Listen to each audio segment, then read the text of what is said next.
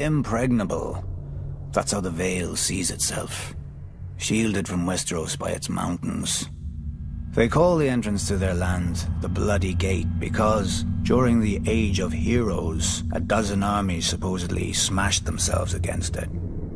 Even if they'd gotten through, the roads of the Vale are narrow, steep, and treacherous. Half their men would have slipped to their deaths, or frozen in the mountain snow. Or so the common wisdom goes.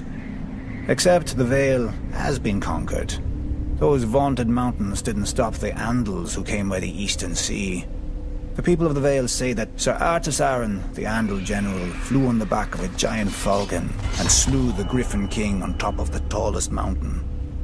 During Aegon's conquest, one of his sisters did the same, flying her dragon over the Bloody Gate and up to the Eyrie, the Arryn stronghold. And the Arryn boy king yielded the Vale in return for a ride on the beast. Do you sense the theme here? The rationalizing of defeats with mythical beasts and the whims of children, instead of acknowledging the root cause, the arrogance of isolation.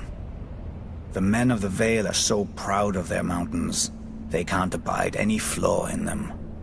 As with the mountains, so too with their blood. The first Andals landed in the Vale as its most powerful lords, the Arryns, the Waynwoods, the Corbrays, like to brag.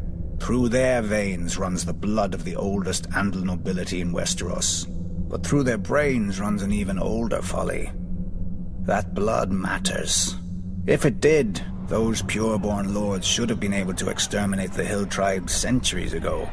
But those primitive raiders, whose tribes more resemble kennels than families, continue to plague the Vale, even kidnapping an Arryn once. Until Tyrion Lannister, an outsider, no Vale lord ever thought to turn the tribes to the Vale's advantage.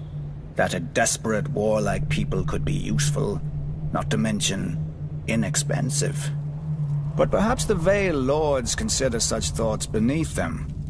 After all, the Vale's isolation does breed an abundance of honor and pious bleating, which governs their decisions instead of foresight. Like a blind man who can only guess where his horse is taking him. I doubt Jon Arryn had even prepared for civil war when he raised his banners instead of handing over his young wards, Ned Stark and Robert Baratheon, to the Mad King. Honor demanded, and Lord Arryn obeyed. He'd have done the same if the boys hadn't been the lords of two great houses, who could field mighty armies of their own. But perhaps I give him too little credit. After all, if the war went against them, only Lord Arryn had a nice, impregnable castle to retreat into, and he was wise enough to take poor Lysa Tully into his bed to win the Riverlands as allies. Jon Arryn won, then Jon Arryn died. Wisely, the Vale stayed out of all the ensuing chaos. Its crops did not burn or wither in the fields from lack of men to tend them. Its strength was not drained by forced marches to futile skirmishes. In the Vale, life proceeds as it always has. Calm, proud. A world of high honor undisturbed by armies and men of low birth, but high ambition. Impregnable.